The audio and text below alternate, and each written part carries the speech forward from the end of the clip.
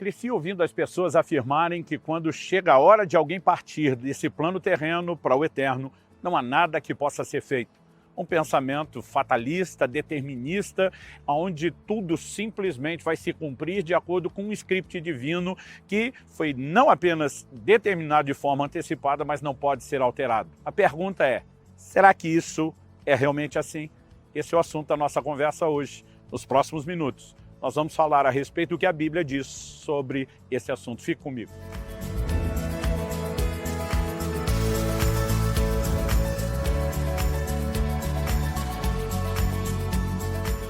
Estou na cidade de Calgary, no Canadá, passando para trazer mais uma palavra ao seu coração.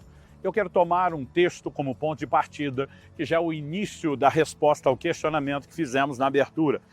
Eclesiastes capítulo 7, verso 17 diz: não seja demasiadamente perverso, nem seja tolo. Por que você morreria antes da sua hora? Essa pergunta, por que você morreria antes da sua hora, pode indicar duas coisas. Há uma hora, mas essa hora ela é mais flexível do que nós imaginamos. E o que eu quero te mostrar pelas Escrituras é que a hora certa de partir é um plano geral que Deus tem para as pessoas, que envolve longevidade.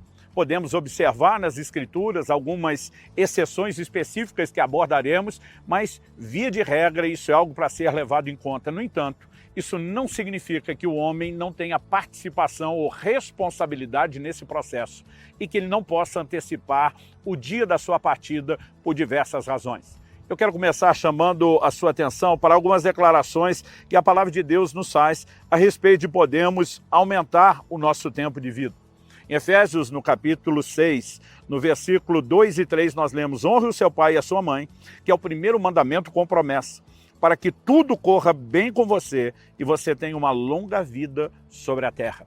Honrar os pais traz longevidade e significa que aumenta os nossos dias. Presume-se que a desonra aos pais encurta os nossos dias, como vários textos das Escrituras falam a respeito de pessoas que iriam encurtar os seus dias na desobediência a Deus e por meio do pecado. Portanto, se é possível aumentar os dias e é possível encurtá-los e morrer antes da hora, nós precisamos deixar de lado a ideia de que é um dia pré-determinado, inalterável, para que cada um de nós venha a partir. Digo isso porque esse pensamento tem gerado não apenas negligência da nossa parte em relação a alguns outros princípios da Bíblia, como acredito que até nos impede de ver a importância do que mal conseguimos enxergar. E um deles diz respeito ao cuidado do corpo. A forma como tratamos o nosso corpo, que não apenas é o templo do Espírito Santo, mas o apóstolo Paulo chama de a casa terrestre, o tabernáculo terrestre no qual nós vivemos. Muitas pessoas não têm cuidado algum com a sua saúde e não percebem que ao longo do tempo estão minando o potencial de longevidade que poderiam ter. Há outros não estão apenas limitando a quantidade dos seus dias. Eu costumo dizer que o cuidado com o corpo e com a saúde não apenas pode aumentar os anos de vida que temos, mas pode trazer mais vida aos nossos anos. Então vamos considerar algumas declarações da palavra de Deus que, entendo, não podem ser ignoradas.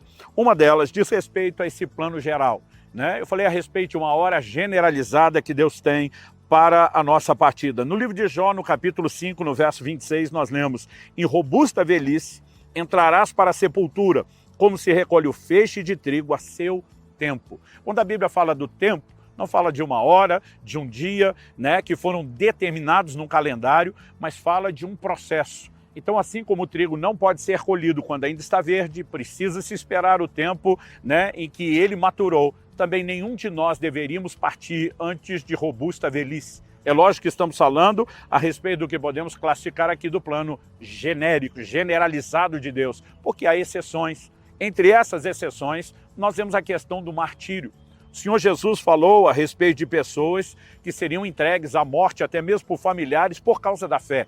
E algumas pessoas podem até estar cuidando do seu corpo e da sua saúde e ter a vida interrompida antes, por conta do seu posicionamento de fé, por conta de não voltarem atrás. Mas salvo exceções como essas que são apresentadas em vários textos bíblicos, em João capítulo 16, de 1 a 3, Jesus diz: tenho-vos dito essas coisas para que não vos escandalizeis. Eles vos expulsarão das sinagogas, mas vem a hora em que todo que vos matar julgará com isso tributar culto a Deus. Isso farão porque não conhecem o Pai nem a mim. Então Jesus estava falando, vocês vão ser perseguidos, alguns de vocês podem morrer antes da hora, e o livro de Hebreus nos fala de gente que não acertou o seu livramento porque estava de olho numa superior ressurreição, numa recompensa diferenciada. Obviamente Deus vai honrar os mártires com a glória distinta, mas nós precisamos entender que, salvo exceções como essa, em casos de perseguição, o próprio Pedro fala que o Senhor Jesus, ele cita isso em 2 de Pedro, no capítulo 1, dos versos 13 a 15, que estava chegando o tempo da sua partida, como o Senhor lhe tinha revelado. Ele está citando João 21, quando Jesus fala de com que tipo de morte Pedro iria glorificar a Deus. No entanto, vale destacar que, embora pessoas como Pedro e Paulo tenham sido martirizados, eles fazem afirmações, Paulo diz, eu, Paulo, o velho, de que já haviam alcançado também longevidade. Então, o martírio não significa que necessariamente não haverá longevidade. Por outro lado, vemos o apóstolo Paulo dizendo em 2 Coríntios capítulo 4, versos 7 e 8, combati o bom combate, completei a carreira, guardei a fé, já agora a coroa da justiça me está guardada, a qual o Senhor reto juiz me dará naquele dia, e não somente a mim, mas também a todos os que amam a sua vinda. Então, ele fala, eu completei a carreira, mesmo partindo não por morte natural e por martírio, ele diz, minha missão está cumprida. Em Filemão, capítulo 1, verso 9, ele usa a expressão Paulo, o velho, como eu mencionei antes. Estou tratando disso porque, olhando para os textos da Bíblia que fala sobre aumentar ou diminuir os nossos dias, em Deuteronômio, no capítulo 30, nós lemos no verso 20, Deus dizendo, pois disso depende a tua vida e a tua longevidade. Ele está falando de amar o Senhor, de andar em desobediência, de não pecar. Em Deuteronômio, no capítulo 4, no verso 40, o Senhor diz, para que prolongues os seus dias na terra. Em Deuteronômio, no capítulo 6, no verso 2, Deus diz, e que os seus dias sejam prolongados. Ou seja, todas essas declarações, elas vão se repetindo ao longo das Escrituras e nos mostram que não há um dia pré-determinado.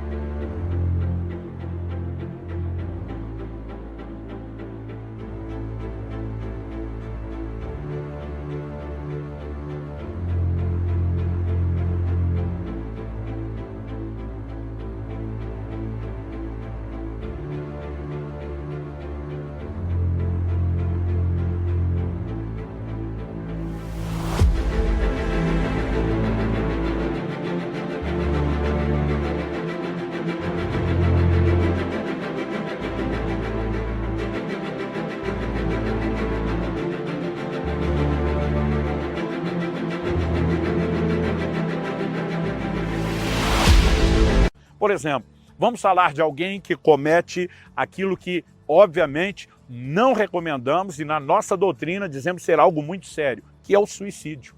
Essa pessoa, ela simplesmente matou porque chegou a sua hora, porque Deus determinou que assim o fosse e não é a escolha dela. Muitas vezes essa forma de pensar tem simplesmente alimentado todo tipo de negligência, seja falta de cuidado com o corpo e com a nossa própria saúde, ou sejam decisões de pessoas de interromper a sua vida quando não deveriam fazê-lo. A verdade é que o homem pode interferir nesse processo. Nós vemos, por um lado, Elias dizendo ao Senhor, melhor me morrer do que viver, toma minha vida, e ele acabou sendo levado, ainda que não imediatamente, pelo Senhor.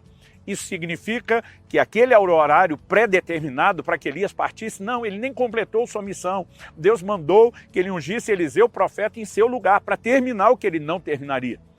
Vemos também Ezequias, que quando o Senhor diz você vai morrer, ele não vai viver, ele vira para a parede, ele ora, ele chora, ele clama ao Senhor e Deus diz, estou aumentando os seus dias. Significa que por oração e fé podemos mudar o tempo que foi determinado para a suposta morte, como se fosse agendada, marcada. Algo que me chama a atenção, e aqui eu quero que você realmente me acompanhe, é a declaração que o apóstolo Paulo faz, escrevendo aos Filipenses, no capítulo 1. O apóstolo Paulo, ele fala a respeito de uma decisão. Ele começa dizendo no verso 20, minha ardente expectativa e esperança é que em nada serei envergonhado, mas que com toda ousadia, como sempre, também agora, Cristo será engrandecido no meu corpo, quer pela vida, quer pela morte.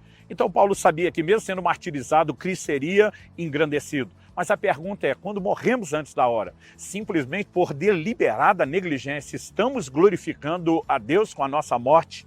Evidentemente que não. No verso 21 ele diz, porque para mim o viver é Cristo e o morrer é lucro. Ele diz, entretanto, se eu continuar vivendo, poderei ainda fazer algum trabalho frutífero. Assim não sei o que devo escolher. Paulo está falando sobre escolher.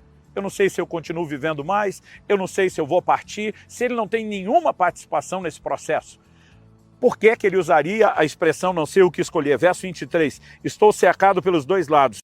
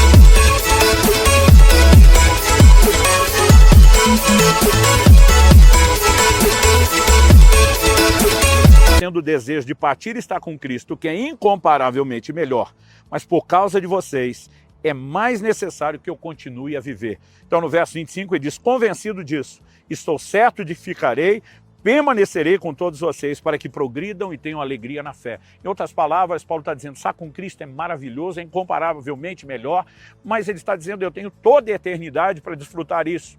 Então ele diz, o céu pode esperar, porque se eu tiver mais tempo de vida, eu posso ser mais útil para o reino de Deus, eu posso abençoar a vida de muito mais pessoas. Anos atrás, comentei com um amigo que me recriminou quando ainda eu não entendia a importância do cuidado do corpo, não levava essas coisas a sério. Falei para ele, tenho medo nenhum de morrer, de partir e estar com Cristo, que é incomparavelmente melhor. Ele olhou e falou para mim, vai ser ótimo estar lá, mas depois de estar lá, você não pode completar a missão, que só pode ser feita aqui. Ele falou, isso?